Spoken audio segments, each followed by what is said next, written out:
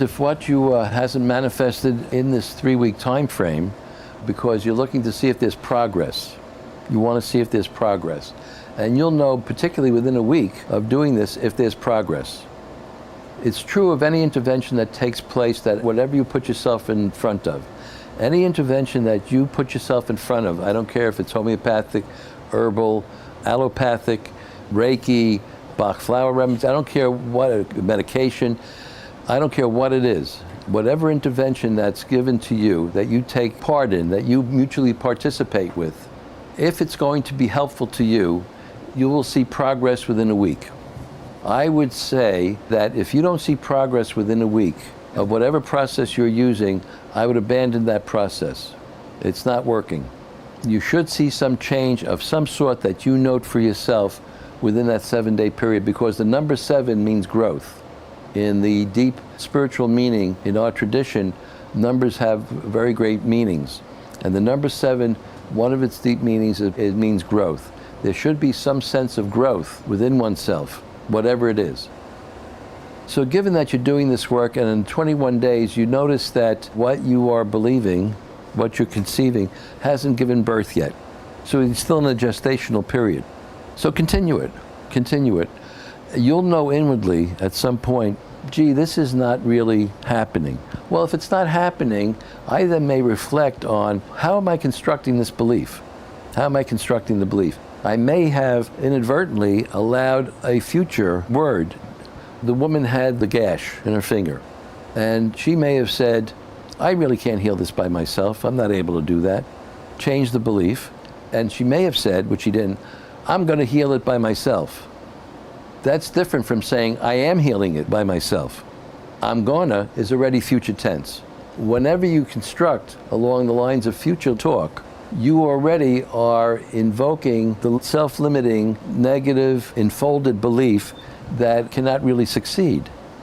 So you're already aligning yourself with that, if you will, the death orientation.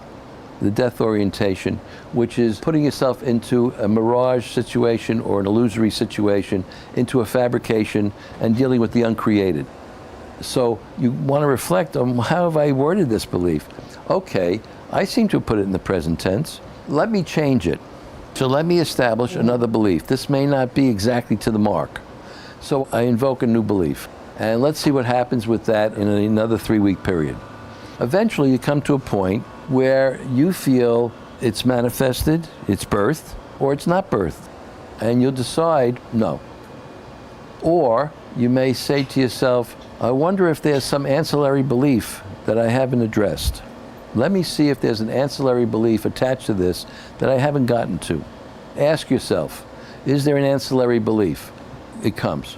So then you work on the ancillary belief, which may be really the one underneath it, so to speak, behind it, at the source of it, that's inhibiting it from having its fulfillment. All in all, at any rate, you're giving yourself permission to change. And I use the word advisedly. The trick is, will I allow myself permission to change? I've been taught that I don't have the permission to change, that I must go to an outside authority because he or she is the one who holds the key to my change. I have to give myself permission to understand that I become my own authority. The idea here is for you to become your own authority, so that you become a law unto yourself, and you become aligned with the laws of the universe, which say to us, you'll live. We promise you that you live. So we want you to live, and we want you to be in possession of what it is that allows you to live. So this is a gift that's given to you to allow yourself to live, in which you give yourself permission to become free, and that you don't need to attach yourself to some outside authority.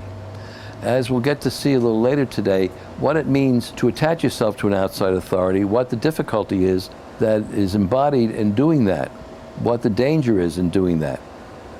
So we want to make ourselves our own authority. We go to ourselves first, and you can see how in these instances that we've mentioned on the physical level, how the physical body has repaired itself, that the body comes into order. It comes into complexity, what we call remembering or healing. Same thing happens in the emotional level. Same thing happens on the social level. Same thing in the mental level. All of these are affecting the remembering process. If you remember yourself on one level, you'll remember yourself on another level.